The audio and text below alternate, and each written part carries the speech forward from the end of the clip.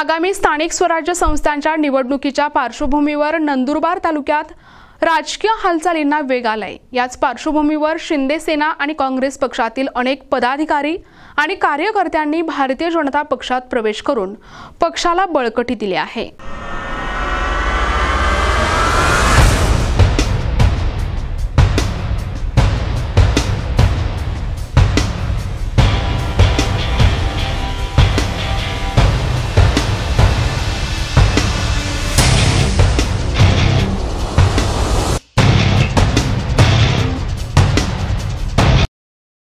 हा पक्षप्रवेश सोहळा जिल्ह्यातील ज्येष्ठ नेते तथा राज्याचे माजी आदिवासी विकास मंत्री डॉक्टर विजयकुमार गावित यांच्या उपस्थितीत मोठ्या उत्साहात पार पडला। यावेळी माजी खासदार डॉक्टर हिना गावित, माजी जिल्हा परिषद अध्यक्षा डॉक्टर सुप्रिया गावित, तालुका अध्यक्ष दीपक पाटील आणि कार्यकर्ते आणि नागरिक उपस्थित होते। नव्याने भाजपमध्ये दाखल झालेल्या कार्यकर्त्यांचे स्वागत पक्षाच्या वतीने पुष्पगुच्छ आणि भगवे शाल देऊन करण्यात आले। या प्रसंगी डॉक्टर गावित म्हणाले की पंतप्रधान नरेंद्र मोदी यांच्या नेतृत्वाखाली देश आणि राज्यात विकासाचा वेग वाढला आहे। त्यामुळे समाजातील सर्व घटक आज भाजपकडे विश्वासाने पाहत आहेत। कार्यकर्त्यांच्या मेहनतीवरच येणाऱ्या निवडणुकांमध्ये विजय मिळवता येईल। भारतीय जनता पार्टीने नंदुरबार जिल्ह्यात मोठ्या प्रमाणात विकास केला आहे। त्या विकासाला पाहूनच या कार्यकर्त्यांनी भारतीय जनता पक्षात प्रवेश केलाय, असे डॉक्टर गावित यांनी सांगितले। नव्या प्रवेशकर्त्यांमध्ये शिंदे सेना आणि काँग्रेसमधील अनेक स्थानिक पदाधिकाऱ्यांचा समावेश असून त्यांनी डॉक्टर गावित यांच्या विकास कामांवर विश्वास दाखवून भाजपमध्ये प्रवेश केलाय।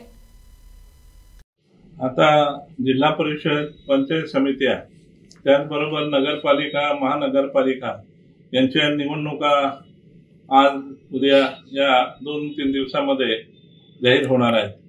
त्या अनुषंगानं वेगवेगळ्या पार्टीचे लोक, काँग्रेसचे असतील, शिवसेनेचे असतील, मोठ्या प्रमाणामध्ये भाजपमध्ये प्रवेश करू लागले। सर्वसाधारण आपण बघितलं असेल तर भाजप या जिल्ह्यामध्ये ज्या पद्धतीने काम करते आहे, विकासाचे प्रश्न सुटत आहेत, ते बघून लोकांना वाटू लागलं की या ठिकाणी गावित साहेब किंवा त्यांच्याबरोबर असलेले सहकारी हेच या जिल्ह्याचा विकास करू शकतात।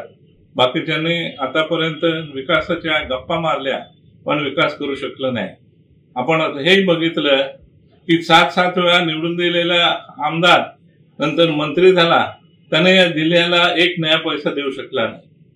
आणि त्याच्या अगोदर मी मंत्री असतो तर आम्ही या ठिकाणी विकास करू शकलो असतो, मंत्री झाल्यानंतर सुद्धा विकास करता आला नाही। म्हणून लोकांना आता वाटू लागलंय की गावित साहेब आणि त्यांचे सहकारी आहे हेच एक या जिल्ह्याच्या विकासाचं किरण दिसत आहे। आणि त्या अनुषंगानं लोक मोठ्या प्रमाणामध्ये प्रवेश करतायत। आज जवळजवळ 4 ते 5 गावातील 100% नाही पण 70-75% लोकांनी भाजपामध्ये प्रवेश केलेला आहे।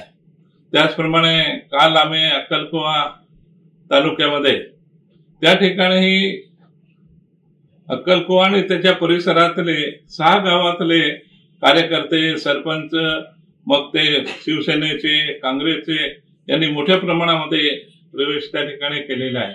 त्याचबरोबर आम्ही जेव्हा त्या अक्कलकुव्याच्या वेगवेगळ्या भागामध्ये जातो तिथे कार्यक्रम करत असताना अक्कलकुव्यामधले काँग्रेस आणि शिवसेनेचे आणि धडगावमध्ये पण ह्या दोन्ही पक्षाचे लोक मोठ्या प्रमाणामध्ये भाजपमध्ये प्रवेश करतायत।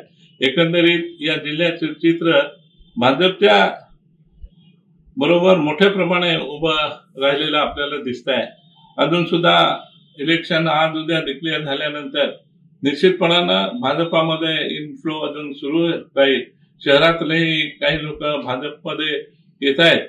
अशा पद्धतीने शिवसेनेवरचा विश्वास असेल किंवा काँग्रेसवरचा विश्वास असेल किंवा इतर पक्षांचा विश्वास असेल, हा त्यांच्यामध्ये त्या लोकांबद्दलचा विश्वास राहिलेला नाही आणि म्हणून मोठ्या प्रमाणामध्ये वेगवेगळ्या पक्षातील लोक भाजप पक्षामध्ये प्रवेश करतायत। निश्चितपणानं या जिल्ह्यातील ज्या निवडणुका होत आहेत त्या सर्व निवडणुका भाजप मताधिक्याने विजयी होईल असा मला विश्वास आहे।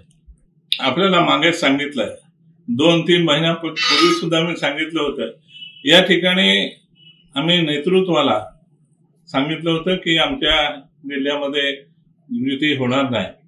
कारण की ज्या पद्धतीने या ठिकाणी शिवसेनेच्या लोकांनी भाजपाच्या विरोधामध्ये लोकसभेमध्ये विधानसभेमध्ये काम केलं असल्यामुळे अशा पद्धतीने आम्ही मदत करू असं आपल्या बैठकीमध्ये सांगितलं असताना असं करत असेल तर आम्ही त्यांच्या बरोबर युती करणार नाही असं आम्ही वरिष्ठांना सांगितलं होतं. आमच्या नेतृत्वाने आम्हाला सांगितलं आहे की ज्याला युती जमत असेल त्याने युती करा, त्यांची युती जमणार नसेल त्याने त्यांच्या जिल्हा स्तरावर निर्णय घ्या. त्या पद्धतीने मी नंदुरबार माझ्या मतदारसंघामध्ये धडगाव अक्कलकोवामध्ये आणि नंदुरबार तालुक्यातील जो नवापूरचा भाग येतो याच्यामध्ये आम्ही युती करणार नाही असं स्पष्टपणाने आम्ही सांगितलंय. त्याच्यामुळे आम्ही कुठलीही युती करणार नाही. NTV news Marathi, Nandurbar.